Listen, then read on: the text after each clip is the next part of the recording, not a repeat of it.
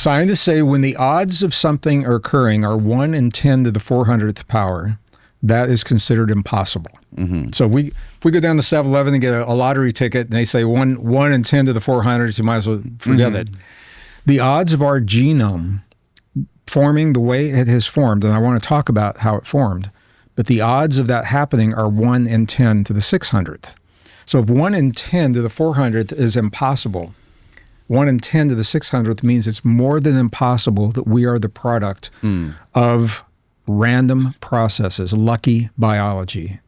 That there is, and as a scientist, I have to say the evidence supports, not just suggests, it supports there's an intentionality underlying our existence.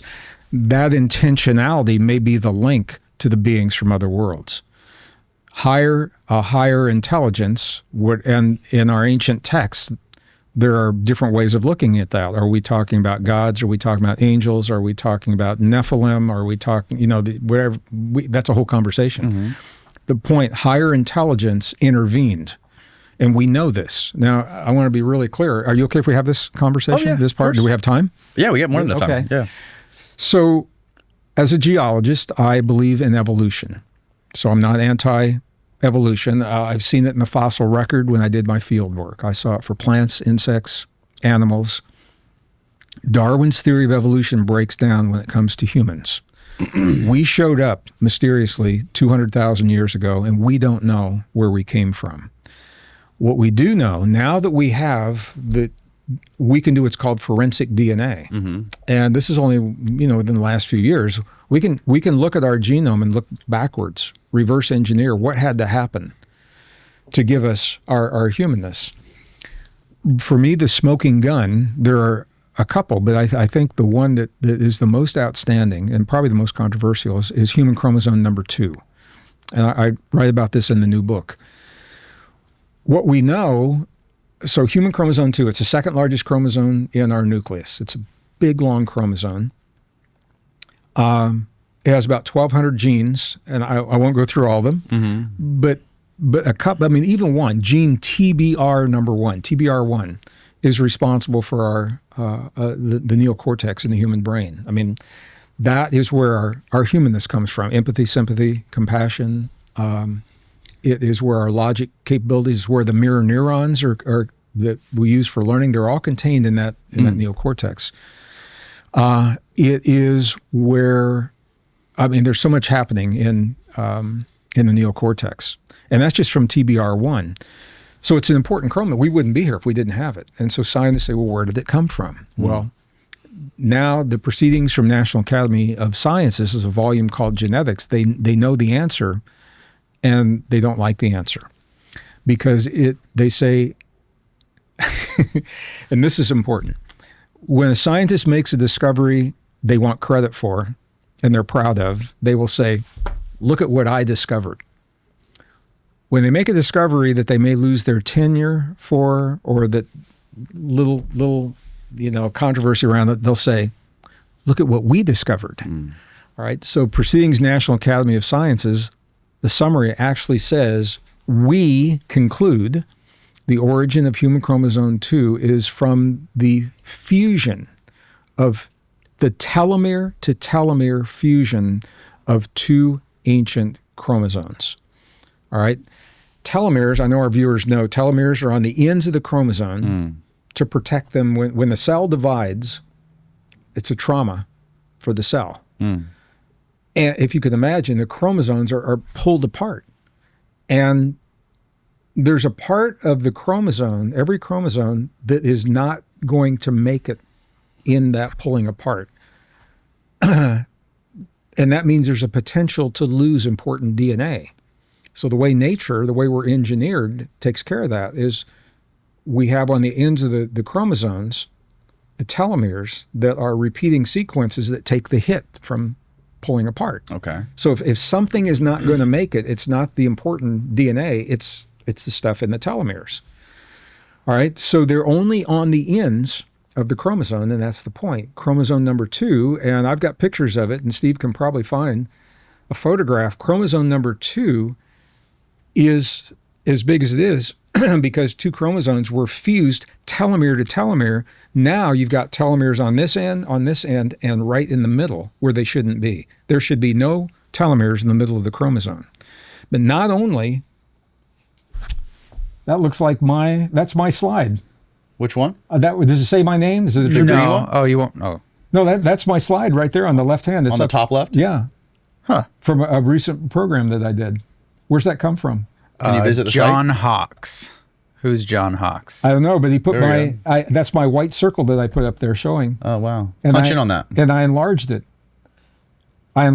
See that? So what you're seeing, okay, Yeah. so first of all, these are chromosomes under a microscope, and they've been dyed. So we Okay. can see the chromosomes green. The red or pink, however it comes out on there. I don't have my glasses on, so I'm not seeing. It's red. Okay, those are the telomeres, and you can see on all the other ones, telomeres are on the ends right there, and then it's inside the white circle is the same one that's been enlarged. Right. I did that. That's my slide. Oh, wow. It's somebody's using in their paper, showing. Look at where you can see right in the middle. The two red places are right in the middle, but you can actually see the pinch point. It looks unnatural because Right. it's a little skinny place. But here's the thing: not only were the pre-existing chromosomes fused telomere to telomere, but after the fusion, genes were taken away and genes were added and genes were silenced to stabilize the fusion. And it didn't happen slowly, gradually over a long period of time, as evolution would suggest. This happened quickly 200,000 years ago. It's when we showed up. The chromosomes were fused when we showed up. And what is the significance of those chromosomes of that chromosome 2 being fused? The significance is it gives us our humanness. If we didn't have chromosome 2, you wouldn't have the neocortex. You wouldn't have sympathy, empathy, compassion. You wouldn't have the ability to self-regulate your own biology. And if that was the only one, you could say maybe it's weird, but maybe it's a fluke. But it wasn't the only one. Chromosome number 7. So as a musician, I'm a musician when I'm not doing this. Mm-hmm. And chimpanzees, they share 98% of our DNA. I mean, that's a mind blower, 98%. And so I've always wondered, why can't a chimpanzee sing? You're never going to hear a chimpanzee sing in Led Zeppelin's Stairway to Heaven. Or if you ever do, shoot me a text because I want to see that. And the question is why? And the answer is because chromosome 7 was stable in all primates for about 175 million years. Stable. All right. All of a sudden, two little genes, there was this little switch of these two genes that connected our tongue and our jaw and the part of our brain that allows us complex speech and the ability to sing. And guess, just take a wild guess. When do you think that happened? No idea. 200,000 years ago. 200,000 years ago. Exactly the same time chromosome 2 was being fused, exactly the time that we appeared on Earth. What are the odds of chromosome 2 being fused and chromosome 7 happening all at the same time? And the odds are astronomically small because the odds of our genome forming the way it formed is 1 in 10 to the 600th. What is the conventional explanation for this? Darwin's theory of evolution suggests that we are the product of a long, slow, gradual process over a long period of time through what is called random mutations. Colloquially, we call it lucky biology. Okay. It's kind of like you've referred to Goldilocks conditions on Earth. It's the equivalent of Goldilocks. What are the chances that just the right genes, just the right chromosomes came together in just the right time, to give us our humanness? So you see these kinds of mutations, and scientists say, I mean, this isn't my opinion. This is in those technical. There's a paper from Proceedings National Academy of Sciences. The volume is called Genetics. It says this cannot happen under natural circumstances. Something happened 200,000 years ago to give us our humanness, and we appeared. And now here's the mind blower. 200,000 years later, now we can pull the DNA out of the fossilized remains of ancient forms of life. It used to be science fiction. Jurassic Park was based on the science fiction that they pulled the DNA out of dinosaur bones and then they brought the dinosaurs to life. They reconstituted them. To the best of my knowledge, we have not reconstituted any forms of life. But in the basement of the Pentagon, somebody, my chair squeaking, somebody up there is doing it. But what we can do, this is what we can do. We can pull that DNA and build a genome, a printout of that genome. And so now we can compare our genome today to the genome of the forms of life that Darwin's theory of evolution says we descended from, and the DNA says we didn't descend from them.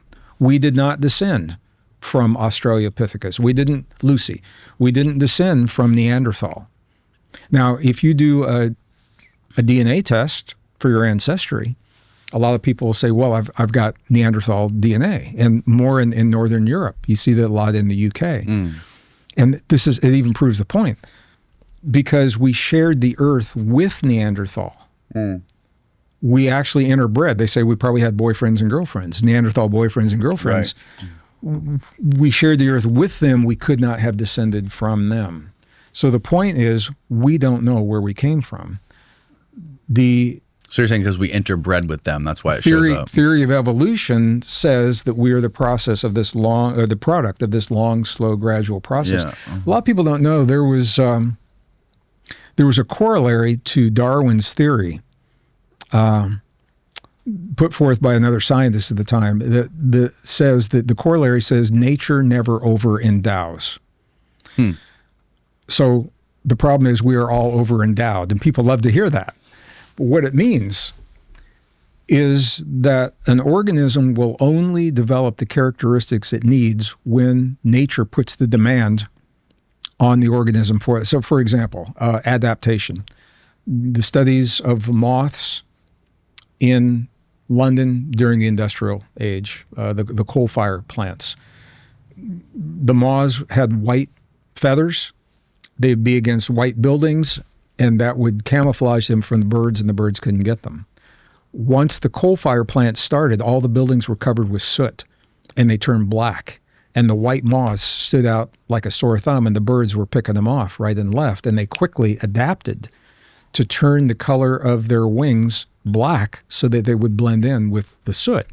That's an example of nature giving a capability because the demand is there for survival. Right. The problem is, Danny, that we showed up 200,000 years ago with a genome that is light years beyond what we needed for simple survival 200,000 years ago, with capabilities that some of them we're only beginning to understand, extended neural networks that allow us to create heart-brain coherence, for example, that open the door to so many human potentials, the ability to self-regulate our own. We're the only form of life that can, at will, on demand, when we choose, sit down in a moment in time and say, in this moment, I choose to strengthen my immune system. I choose to create resilience to the changes of my life. I choose to create stronger heart rate variability. I choose to create super memory, super cognition. There are over 1,300 positive biological changes that we consciously have the ability. No other form of life can do that. And it's because of what happened 200,000 years ago. So as a scientist, I have to be careful. The evidence strongly suggests intervention of some kind. It doesn't say who or what, but this did not happen naturally. Now, my own personal feelings when I read the ancient texts and I visit all these ancient cultures, what's so interesting, not one of the ancient traditions I've ever been with, the Andes in southern Peru and the shamans in the Yucatan and Nepal and India and the monks and nuns in Tibet, Bedouin in Africa, none of them say that we're the product of a long, slow, gradual process of random mutations. Every single one, bar none, says that we're the product of an intentional act and that we are part of a greater community, whatever we want to call that. So now some people say, now you're talking about aliens, and other people say, well, you're talking about angels and demons, and other people say, well, you're talking about time travelers and advanced civilization. We have different ways of describing, but the science is telling us we're not the product of random, just lucky biology. Yeah. because it's in those first 5 books of the Old Testament, Genesis, Exodus, Leviticus, Numbers, Deuteronomy, that mathematicians and statisticians were able to load them into the computer back in the 90s and run search algorithms called ELS, electronic skip sequences. Right. Or letter sequences. And what they found when they do that mathematically is beyond random, beyond chance. Statistically, what they're finding is meaningful information encoded in number underlying the letters of only these first 5 books. They tried it with other books and it doesn't work. So there's something very special about those first 5 books, a deeper meaning below the letters that we read on the page. Every ancient alphabet, bar none, has always had a number that represents the letter. The science of that's called gematria, and it's not numerology. Numerology is a loose subset that doesn't follow the rules. In the 2nd century, there was a book, the 32 rabbinical rules were laid out in the 2nd century, determining how gematria can be used as a science. And I've spent a lot of time with this. I've got the software, run the algorithms, and you can't fake this stuff. I mean, everything that has happened in the past is encoded into that document. They did the original. Are you familiar with this? Have you had guests talk about this? Okay, so roughly, vaguely. Everything from all the great wars are in there. The countries that entered the wars, the years they entered, who their leaders were, the year the war was over, what year the leaders. The assassination of Kennedy, election of Trump. everything is encoded, and the text says that it will be. Everything that was, is, or will be is until the end of time, not the end of the world, but the end of time, is encoded into that text. The end of time. Into these texts. Into the first 5 books. Genesis, Exodus, Leviticus, Numbers, Deuteronomy. When do you think they were written? Well, this is why the scrolls are so important. Because they were the oldest records that had not been edited that were ever discovered of these books. Okay, representations of all of the Old Testament, not complete, but representations of all of them, and you can see where the discrepancies are. What is the I know we've talked about this a million times, but I can't remember, what is the consensus among scholars of when the Dead Sea Scrolls were originally composed? I don't know if they Can you find that, Steve? If they have a consensus, the scrolls, or what is the narrative? The scrolls pushed the dates back by 1,000 years. Okay, so they say they were written between the 3rd and the 1st. Okay, right. So during or after they're Hellenistic. At the very earliest, they were Hellenistic. So 300 BC, roughly. So there's a whole lot we can say about all of that, but I think what's important from all that, and it's another perspective. Right. It's another perspective. Why? How could all that information be encoded? And to understand that, I was a senior computer systems designer, and even that, I had not been taught about what it appears is happening in here. This is what's called a dynamic array. So we're used to talking about an array of information, linear information. This is a multidimensional. In the computer, you can do it multidimensional.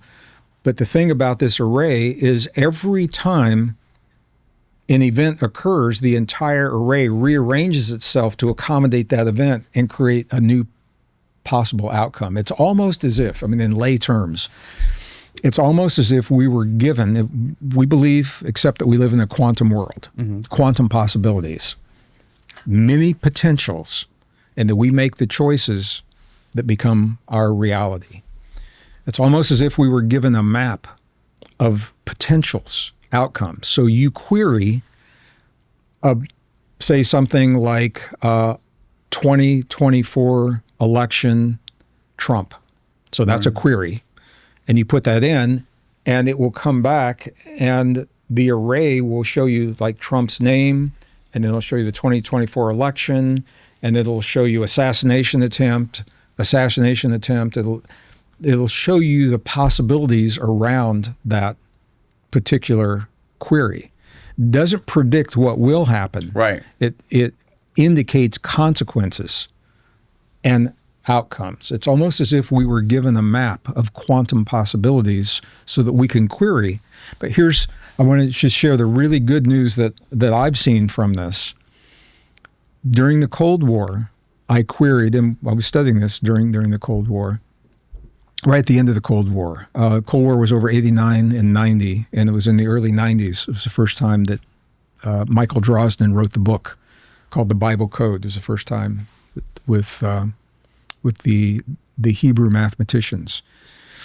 And if you query atomic holocaust, that only comes up twice in the code, and the years for both of those we've already passed. So it suggests that we are not, I'm not going to say you won't see a limited exchange. I think you may see a tactical nuke on the battlefield somewhere. But I don't think we're going to see mushroom clouds all over the horizon like they show in the movies. It showed 1983. 83 was the last year, according to the Torah codes, the Bible codes, that the word atomic holocaust comes up, and it says, this is called the Torah codes or the Bible codes. It's commonly the Bible codes, but it's actually the Torah that's being the first 5 books of the Old Testament. Who was the guy who first wrote about this? Are you familiar with the Bible? I mean, I don't want to be redundant. I'm not familiar with it. No, okay, I've never heard of this before. Okay. Well, I apologize. Okay. So let's start over. 1990, mid-1990s, a man named Michael Drosnin. Michael Drosnin, that's the name. Wrote a book called The Bible Codes. Right. And it was based on the work of Eli. There's a statistical mathematician who had published in a peer-reviewed journal an article about what are called electronic letter sequences, ELS sequences. Mm-hmm. And so here's what put it on the map. In the Torah codes, it said that the prime minister, his name was Yitzhak Rabin, would be assassinated at a certain time on a certain date by a man with a very precise name.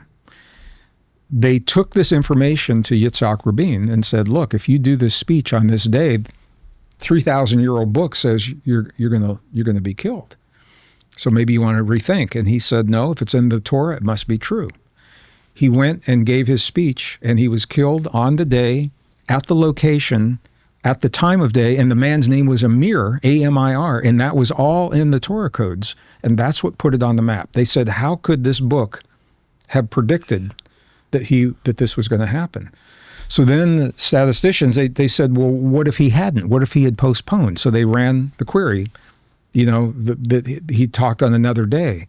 And the Torah codes came back, and it said assassination delayed, indicating it still would have happened, but it would have happened at maybe another time. Okay, can you explain to me again how exactly they run these codes? I'm sorry, I apologize, because when you said you'd heard of it, I assumed that you would already. I'm familiar with how numbers are associated with the language. Oh man, let's do words. this. Let's do this. This is so cool. I wasn't familiar with how they decipher. Are they using a computer to put this in? Let's do this. This is so cool. Okay. This goes back about 400 years. Rabbis have always said that there are hidden codes in the Torah. Mm-hmm. They didn't have computers. They tried to figure it out by hand, and it's said by candlelight and lantern lights, and it said that they went crazy trying to do this. So when computers came into vogue in the 90s, those same rabbis said, well, let's do this on a computer. So the idea, this is gematria. Every letter of every ancient alphabet has always had a mysterious number associated with it. We don't know where they came from. They never change, always consistent. If you the study of Kabbalah, people know this. They often use the numbers and letters interchangeably in Kabbalah or Kabbalah.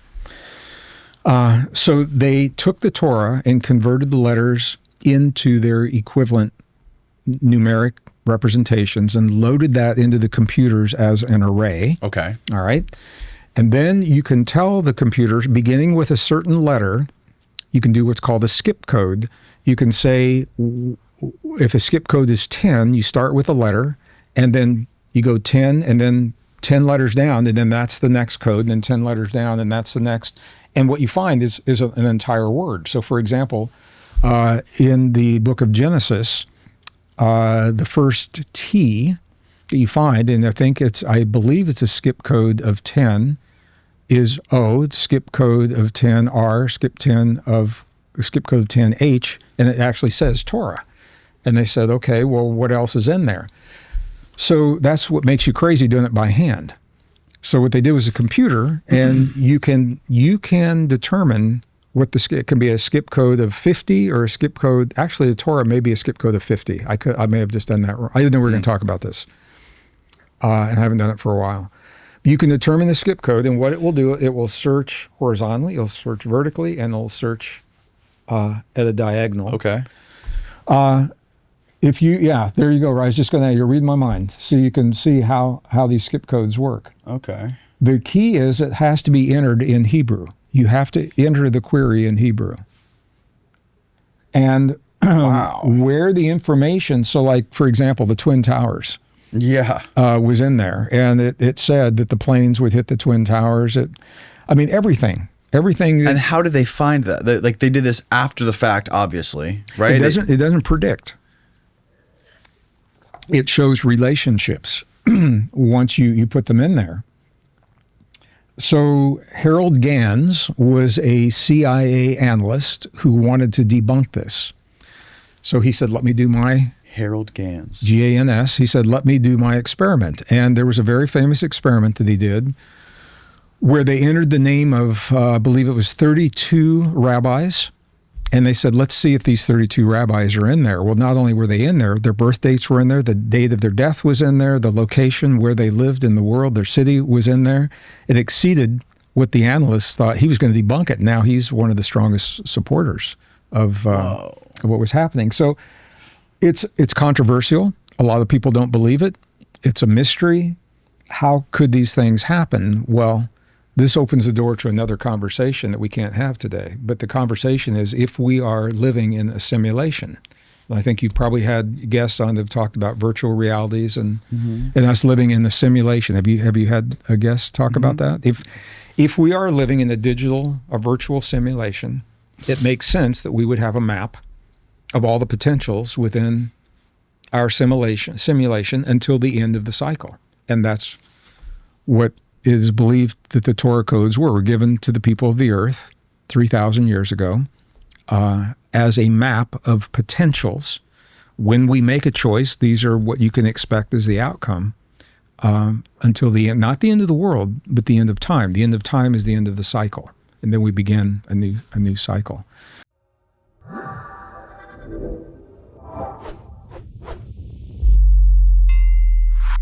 I'm a geologist. Climate change is a fact. And I've been talking about it since 1979. Humans are not causing it. The studies clearly show the humans are not causing it.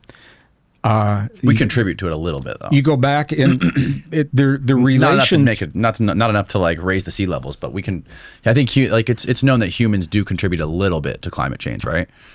Okay, so what you're saying is that carbon dioxide is contributing to climate change, and that is the problem.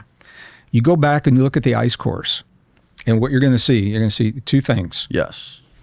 There is when we look at the Vostok ice cores and they show the relationship between carbon dioxide and the warming of the Earth. Mm-hmm.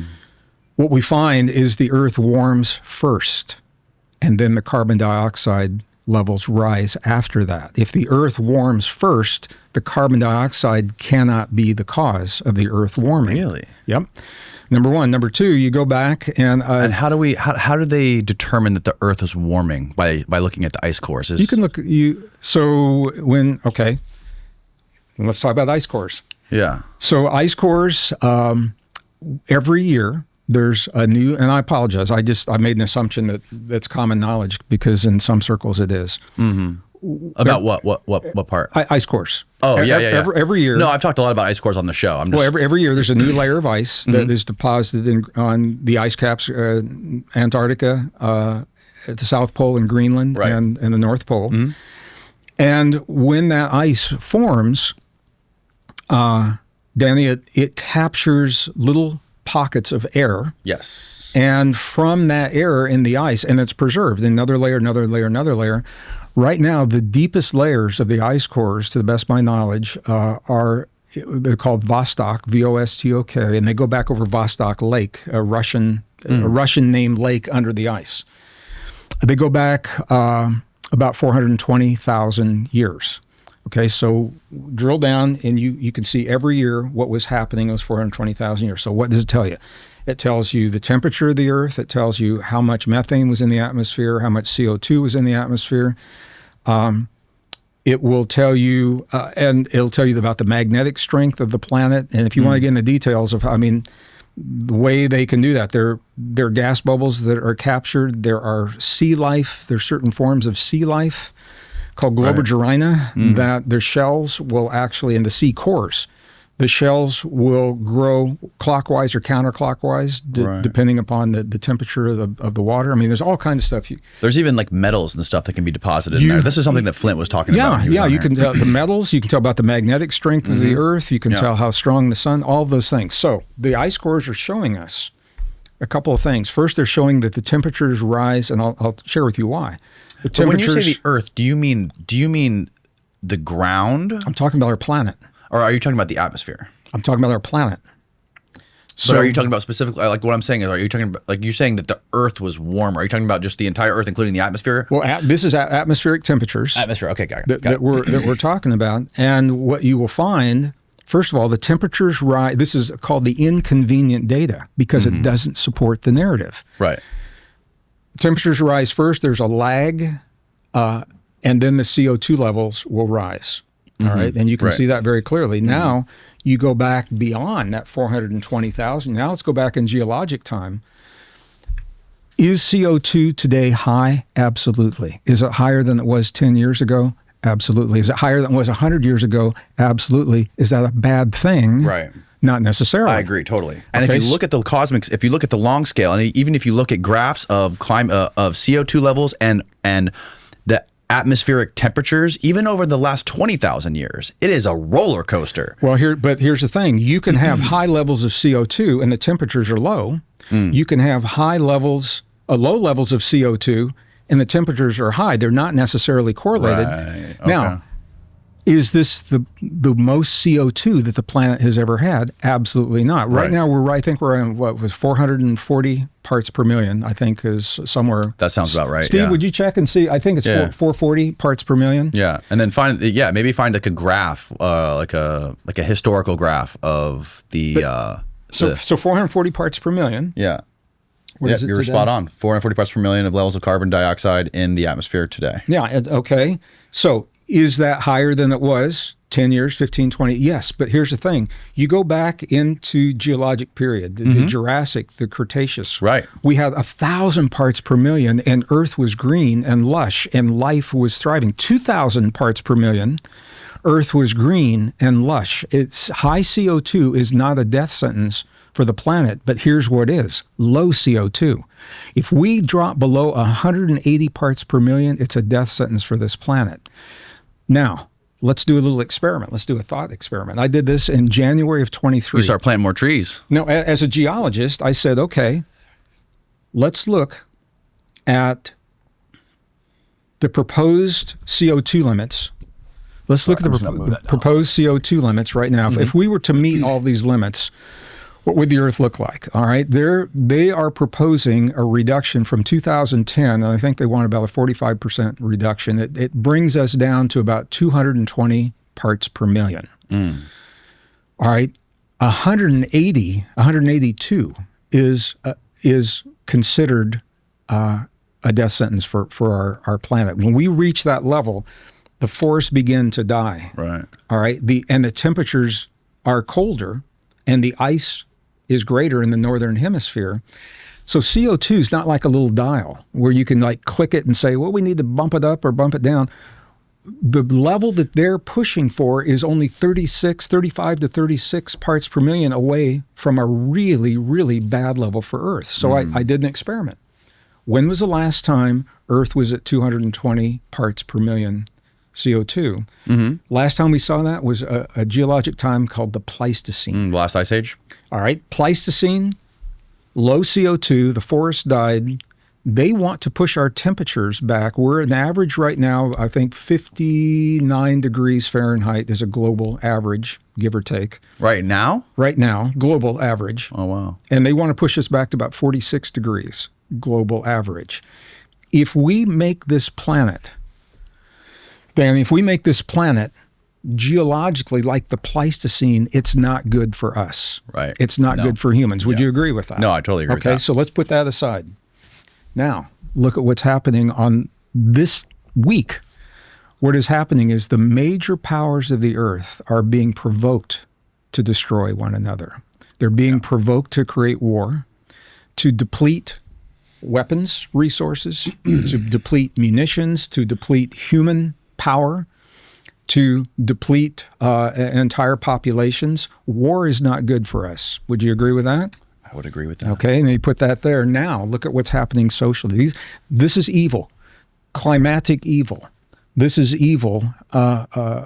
Conflict, war is evil. Oh, yeah. Okay, now Especially you look, thermonuclear war. Now you look at what is happening. There's a concerted effort to break the social bonds that have always held societies together. The battle between the sons of darkness and the sons of light. I'm going to use a word. I know we're covering a lot of ground. I'm going to bring it all together. I'm going to use a word that we haven't used. It means different things to different people. So let me use it and then I'll define it.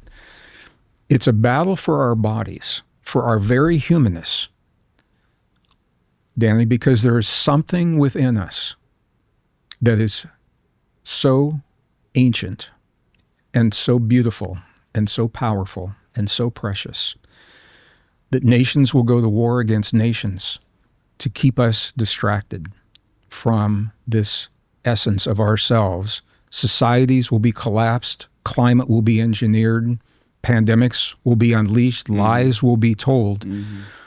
All of those things are important, but they are distractions, they're diversions that are keeping us from this essence, this force. The human body is the link to something that is called our divinity. Now, divinity to many people has something to do with religion, but the contemporary definition, you look up contemporary definition, divinity, it simply is the ability to transcend perceived limitations, and that's it. Right. Transcend means to become more than perceived, and I love this. It means we may be living limits in our lives that aren't even true, limits that we've been indoctrinated to accept through family, society, religion, culture, science, those limits. So our ability to be the best version of ourselves is the goal, limiting us from the ability to be the best version of ourselves, limiting us from the ability to heal our own bodies, limiting us. So what is divinity? Divinity is the part of us that's timeless, it's ageless. It's where our imagination begins. It's where our creativity begins. It's where our love begins. Sympathy, empathy, compassion, healing, all are functions of human divinity. Yeah. If the powers that be want to change a world, we are much more vulnerable when we lose access to our divinity, when we lose access Right. to our ability to heal our own bodies, to our ability to imagine and communicate what we're imagining and to create and innovate, all of those things. So there's a concerted effort right now, and I can share with you the science. What is it about our biology that actually links us to that divinity? We can get into that, but I just want to go through this step by step. Well, I see what you're saying.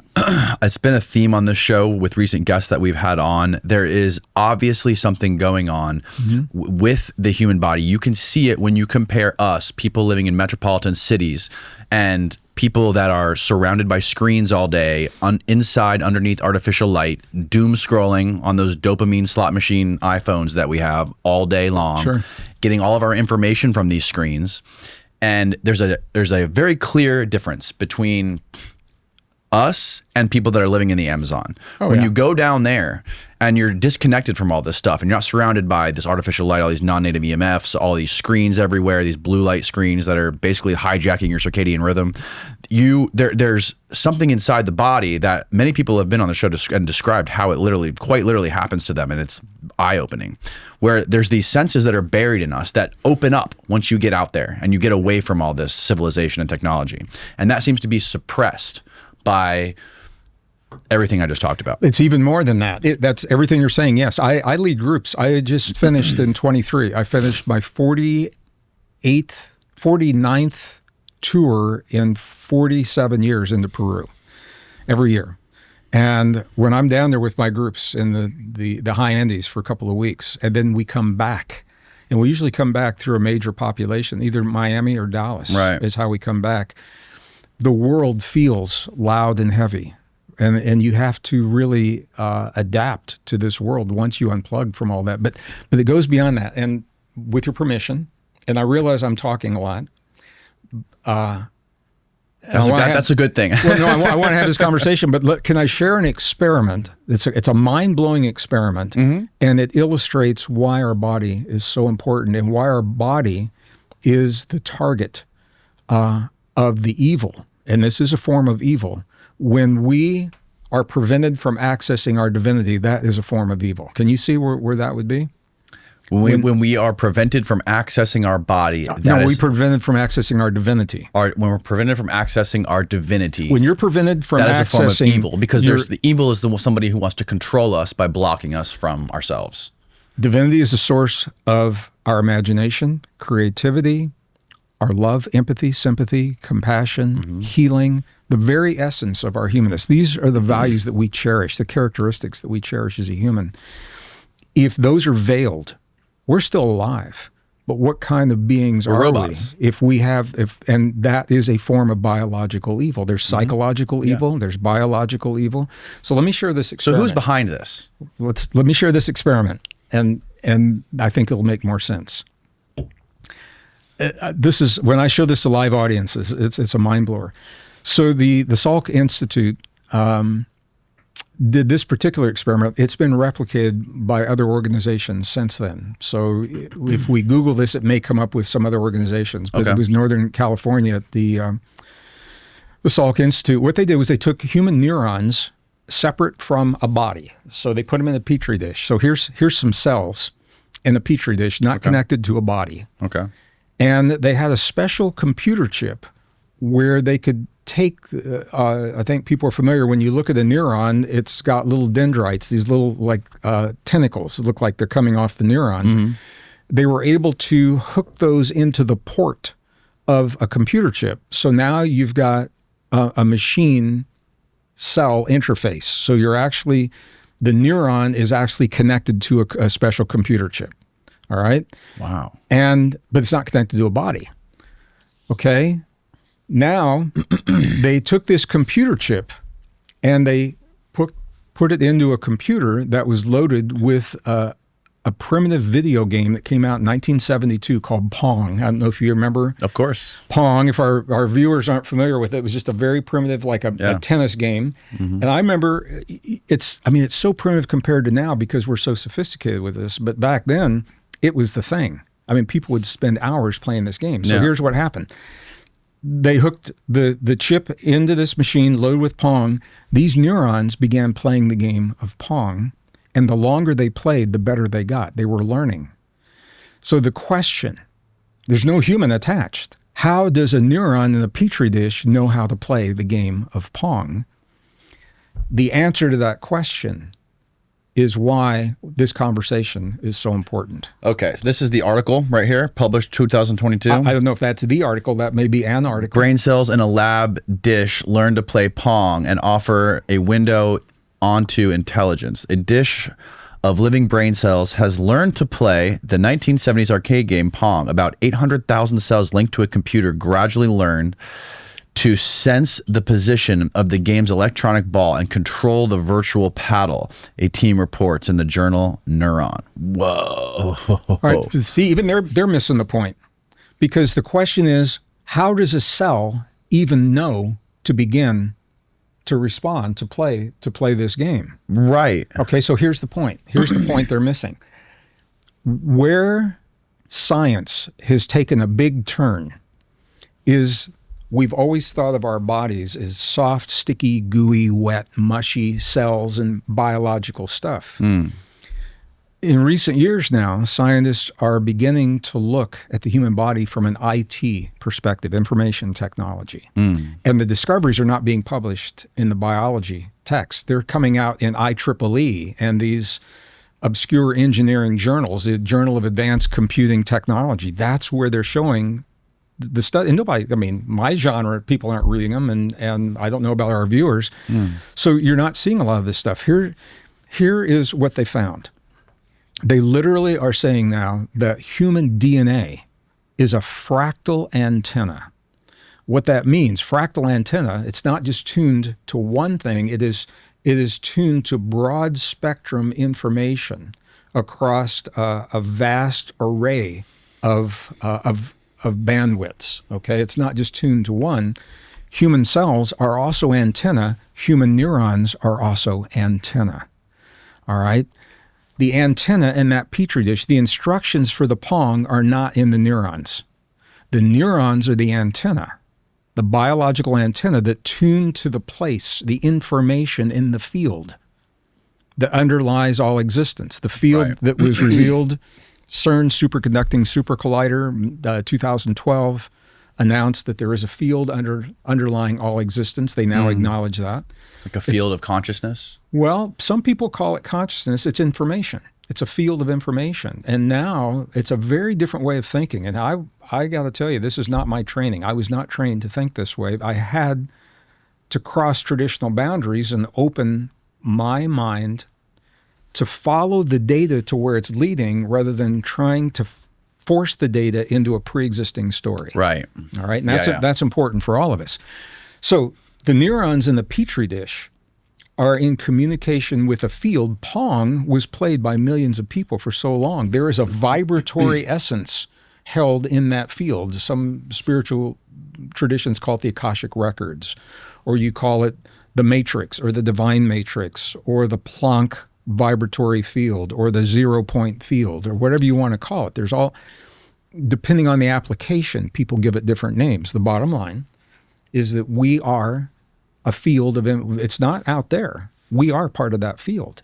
And the neurons in that petri dish are tuned to the place in the field where Pong lives. And the longer they play, that's how they are able to get better and better. The neurons in the petri dish are tuned to Pong in the field. The neurons in our brain and in our heart and the cells of our body are tuned to the field that holds our divinity. When our biology is replaced, we no longer have those antennae communicating with that part of the field, and we become lost, we become frightened, we become fearful, and we become vulnerable to the control and the agendas of others. And this, I think, you know, there's so many ways to go about this, Danny. If people are biblically inclined, we've always heard that the body is the temple. 1 Corinthians 3, I think it's 3:16. Know ye not that your body is the temple of God, that God dwells within your body? And people say, yeah, you know, okay, cool. This is so interesting as an archaeologist studying ancient temples, whether it's in the Middle East or it's in, you know, Asia or Greece or wherever. Ancient temples, when they were built, they were always built in layers. And the innermost sanctum, the innermost room, was always the place where the greatest wisdom and the highest knowledge and the deepest secrets were kept. It was called the Holy of Holies in the temples. If we are a temple, we have not one Holy of Holies, but we have 50 trillion Holy of Holies, because the nucleus of every cell holds the DNA that tunes us to our divinity. That is our Holy of Holies. Does that make sense? That makes a lot of sense. The Cold War was a really interesting, it was a civilized war, not like today, where politically we were at war with Russia, capitalism versus communism. Scientifically, there was a lot of cooperation that was going on. We built the space station with Russia. Right. We did that together. I mean, what a beautiful thing that we accomplished together. Russia and America at that time were the only two superpowers. Number one, the only powers that had the money and the technology and the capabilities of going to the moon or anywhere else. And they agreed not to talk about what they found on the moon. Now both countries are broke Why do you think that is? because of what's on the moon. What do you think's on the moon? Well, I just want to say now both countries are broke, but there are other countries that are not. India is sending Shiva 1 to the moon, and China, and neither one of those countries agreed to non-disclosure. And China has actually said, and this is, I mean, you can't make this up. I keep saying this. China has said when they land their craft on the lunar surface, they will broadcast to the world what they see. So here's the thing. We sent craft looking for microbes and bacterial forms of life when those craft landed next to archaeological remnants that are over 50,000 years old. On the moon. On the moon, on the lunar surface. And when China sends those images back, my sense, and I don't have an inside track any longer, my sense is that we're going to see structures that are there. And I've seen the photographs of the structures. They all the way back to the Clementine missions that were, through freedom of information, had to be released in I think it was 1990. They had to be released. And they did, and they pixelated out all of the archaeological structures. And some of them are towers, some of them are long, elongated archaeological structures. So look at the irony.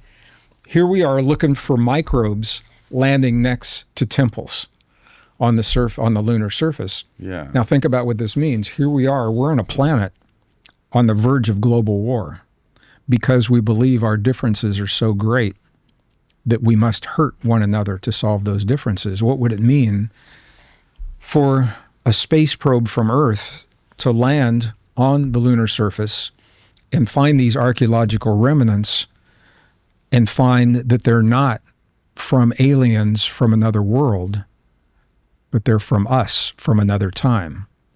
And I think when they send those images and you see the glyphs on those temple walls, we'll know exactly what they say because they will be in our root languages.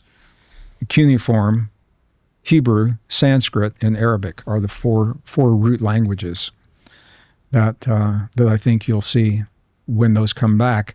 Would that be enough for us to look at one another as nations and say, my God, look at the great and beautiful things that we did when we worked together a long time ago in the past? What could we achieve if we came together right now? What could we give to our children? And what could we give to our future if we work together instead of destroying ourselves? Something like that could be the catalyst. You see, there was something that came out in NASA a couple weeks ago. I think it was maybe even a month ago, where they discovered caves, like deep caverns. Oh yeah, I on saw the that. moon. Yeah, they've already found it. It's already. I mean, this stuff, we've had the images, and I think it's one of the reasons commercially we didn't go back, because it causes a lot of problems.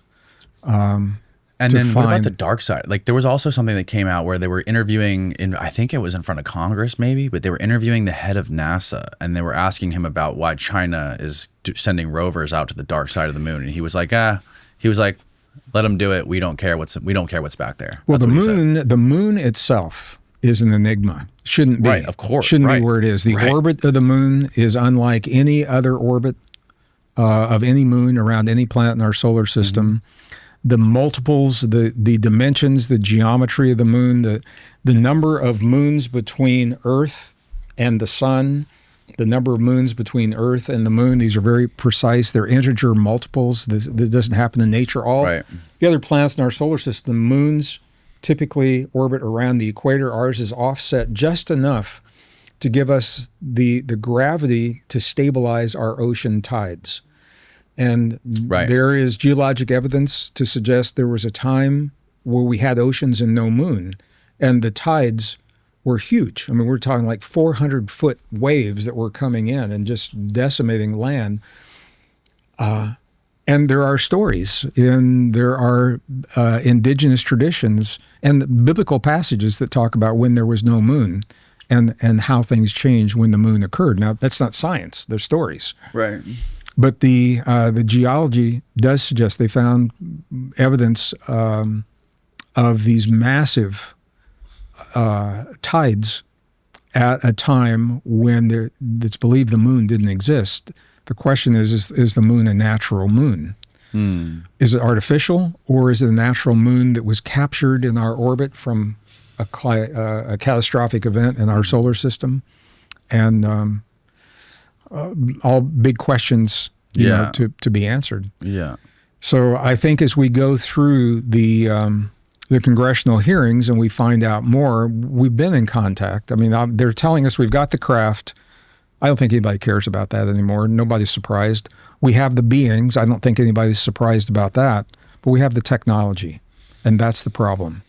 Because if we've had technology for 70 years that could have ended wars and eased human suffering, and because of greed, we chose not to reveal that technology, that's the problem. And the moment that technology is revealed, our entire infrastructure of the planet changes. And some people are afraid of that.